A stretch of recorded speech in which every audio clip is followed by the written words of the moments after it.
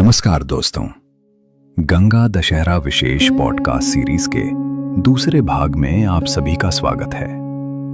पिछले भाग में हमने जाना था कि किस तरह राजा सगर के 60,000 पुत्र कपिल मुनि के क्रोध की अग्नि में भस्म हो गए थे। आज की कड़ी में हम इतिहास के उस महान अध्याय को सुनेंगे जहां एक वंशज का दृढ़ संकल्प स्वर्ग की देव नदी को धरती पर ले आया। यह कहानी है महाराज भागीरथ की, उनकी अटूट तपस्या की और मां गंगा के धरती पर अवतरण की। श्रीमद् भगवत महापुराण के अनुसार राजा सगर के बाद उनके वंशज अंशुमान और फिर अंशुमान के पुत्र दिलीप ने भी अपने पूर्वजों को मोक्ष दिलाने के लिए घोर तप किया, किंतु मां गंगा धरती पर नहीं आई। समय बदला और राजा दिलीप के घर जन्म हुआ भागीरथ का।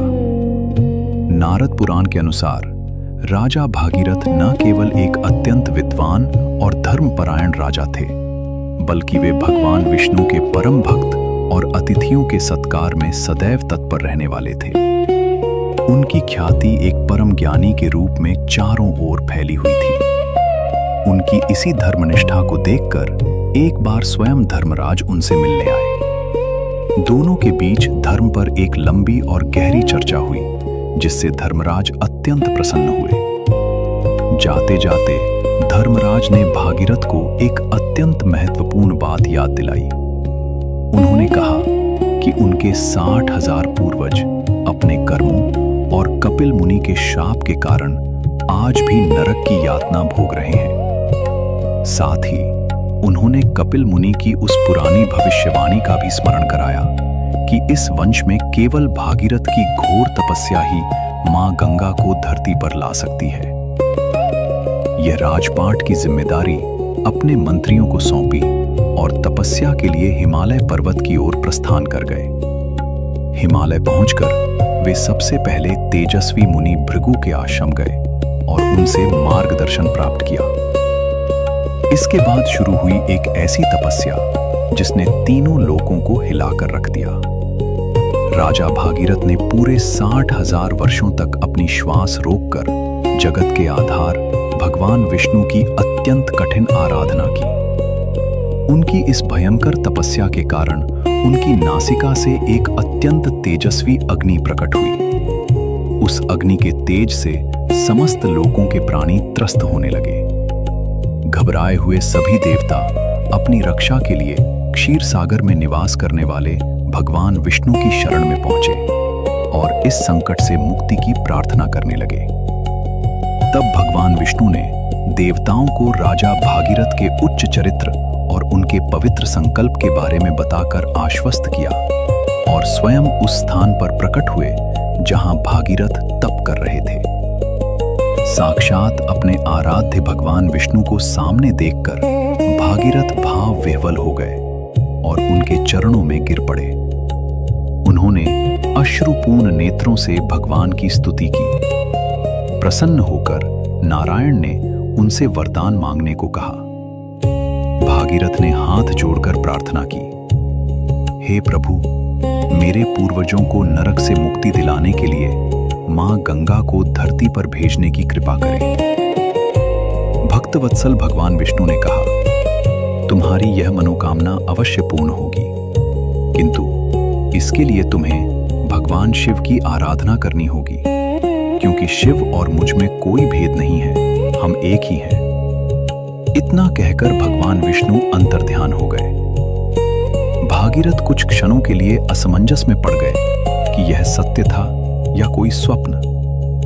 तभी एक दिव्य आकाशवाणी हुई जिसने संशय को दूर करते हुए कहा, हे राजन, जो तुमने देखा वह सत्य है। मां गंगा को धरती पर लाने के लिए महादेव की आराधना करो, क्योंकि जब गंगा स्वर्ग से उतरेंगी तो उनका प्रचंड वेग यह धरती सहन नहीं कर पाएगी। उस असीम वेग को रोकने की क्षमता केवल और केवल देवों के देव महादेव में ही है।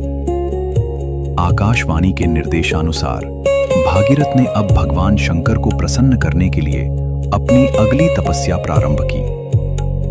आशुतोष, भगवान शिव उनकी निष्ठा से शीघ्र ही प्रसन्न हो गए और मां गंगा के प्रचंड वेग को अपनी जटाओं में धारण करने के लिए सहमत हो गए। और फिर वो पावन क्षण आया। मां गंगा पूरे वेग के साथ स्वर्ग से सीधे महादेव की जटाओं में उतरी। शिवजी ने उनके अहंकार और वेग को अपनी जटाओं में समा लिया। इसके बाद महादेव की जटाओं से एक शांत और पवित्र धारा बनकर मां गंगा बाहर निकली और भागीरथ के पीछे पीछे चल पड़ी। आगे आगे महाराज भागीरथ अपने अत्यंत तीव्र वेग वाले रथ पर सवार थे और पीछे पीछे कलकल करती मां गंगा की पावन धारा। इस तरह चलते हुए राजा भागीरथ मां गंगा को उस स्थान पर ले आए जहां उनके पूर्वज कपिल मुनि के क्रोध से भस्म पड़े थे। जैसे ही मां गंगा के पवित्र जल ने उन भस्म अवशेषों को स्पर्श किया, सगर के पुत्रों के सभी पाप नष्ट हो गए। उन्हें नरक की यातनाओं से मुक्ति मिली और वे परम धाम स्वर्गलोक को सिधार गए। तो दोस्तों, ये थी महाराज भागीरथ के अदम्य साहस, धैर्य और पितृभक्ति की अद्भुत गाथा, जिनकी वजह से आज मां गंगा हमारे बीच बह रही हैं और जन कल्याण कर रही हैं। इस प्रकार हमारी इस विशेष श्रृंखला का ये भाग यहीं संपन्न होता है। श्रृंखला के अगले और अंतिम भाग में हम जानेंगे मां गंगा की महिमा, उनके विभिन्न नामों के महत्व और गंगा दशहरा के पावन पर्व के बारे में। हमसे जुड़े रहने के लिए धन्यवाद। अगर आपको यह कहानी पसंद आई हो तो इसे लाइक और शेयर जरूर करें। मिलते हैं अगले भाग में। तब तक के लिए हर हर गंगे।